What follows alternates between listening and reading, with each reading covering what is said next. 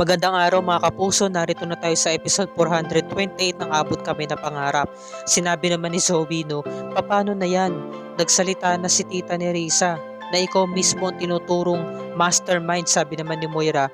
As long as walang evidence na makukuha para sa akin, hindi pa rin ako mahuhuli. Kaya nga nandito pa rin ako sa harapan mo, di ba? So ibig sabihin nun, hindi pa rin nila ako huhulihin. At saka binawi naman ni Nerissa yung statement niya eh. Kaya wala pa rin makakapagturo kung sino talaga ang mastermind sa pagkitab niya sa lolo mo. Kaya ngayon nag-aalala ngayon si Zoe para sa nanay niya. Kasi dadawit din siya dito. Samantala, eto namang si RJ, susuntukin na nga niya sana si Dax. Yun nga lang sa sobrang takot, tumakbo, nakatakas.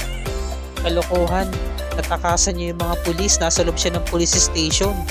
Kaso, sobrang galit nga tong si RJ dahil nga binilisan niya ang takbo niya, naabutan niya si Dax, nahablot niya yung braso at pinagsusuntok niya.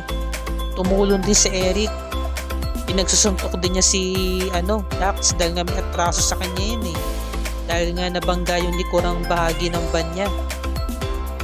Sumunod na rin ang mga pulis at inescortan siya. Ganon din si Giselle umaawat, tama na yan, tama na.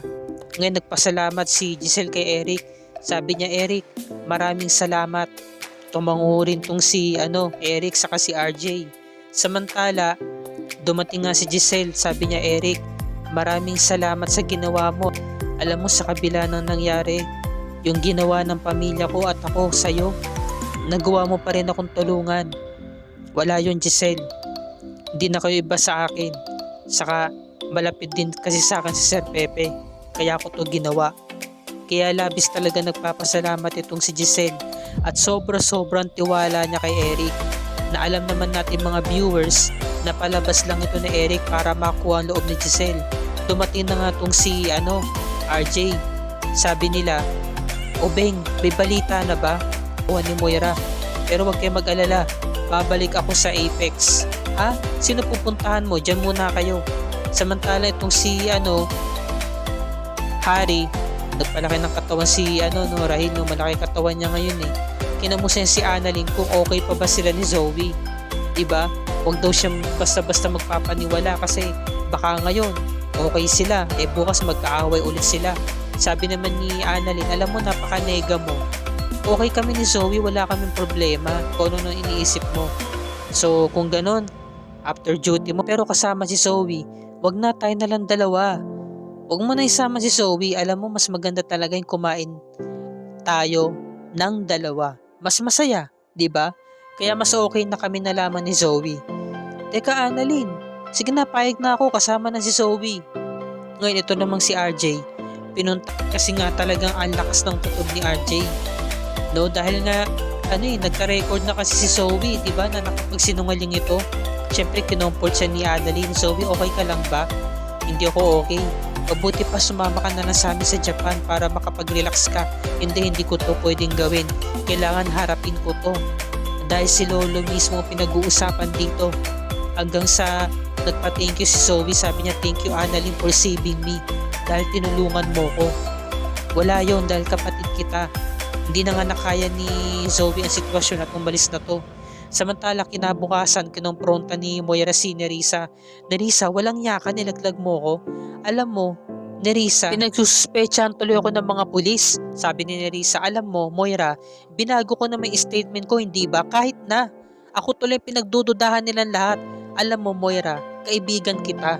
Kaya meron akong karapatan na gawin yun sa'yo para iligtas ka. Dahil concern ako sa'yo. Ikaw din ang inaalala ko. Magmula noon hanggang ngayon. Dagdag pa ni Nerissa, ang kailangan mo atupagin ngayon ay si Dax. Dahil nahuli na siya ng mga pulis. Ano? Oo, yung pinabayaran mo sa akin para manahimik at para lumayo na. Kaya kailangan gawan mo to ng paraan para hindi siya magsalita. Dahil maaaring magsalita yon. Kung ako, pwede ka magtiwala at kay Zoe. Pero paano ka makaka-assure na hindi magsasalita yun si Dax? Kaya talagang kinabahan na itong si Moira. Napapaisip na siya ngayon. Samantala dumating na itong si Zoe sa conference room. Sabi niya, Dad, pinapatawag mo raw ako kasama si Giselle. Yes, alam mo Zoe, I'm really sorry sa mga nasabi ko kanina at napagtaasan pa kita ng boses. Nadala lang ako sa emosyon ko. Kaya I'm sorry kasi nga sabi nga ni Zoe, alam mo dad kung tungkol lang ito kay ma'am, ceasefire muna. Pagod ako sa trabaho ko, galing ako sa trabaho ko at ayoko makipagtalo sa'yo, wala akong energy. Ngayon sabi ni Giselle, kung ganun Zoe, kung wala ka talagang kasalanan at wala kang kinalaman sa mami mo, pwede kang sumama bukas sa investigation sa police. Ano what? Alam mo Tita Giselle, sa sinasabi mong yan, talagang sinisisi mo ko na may kinalaman ako sa nangyari kay Lolo. Sa pananalita mo pa lang ako na yung sinisisi mo. Binibigyan mo ko ng doubt. Sabi nga ni Giselle, kung hindi ka talaga guilty, kung wala kang kasalanan, pupunta ka bukas, sasama ka sa amin, di ba? O yun, kaya napatingin na rin itong si RJ kay Zoe. At si Zoe sumang-ayon, di ba? Talagang pinanindigan niya na sasama siya. Para nga naman hindi siya paghinalaan ng tatay niya sa ni Giselle. Samantala ito namang si Moira, kausap nga tong si Zoe. Sabi niya, kaya kailangan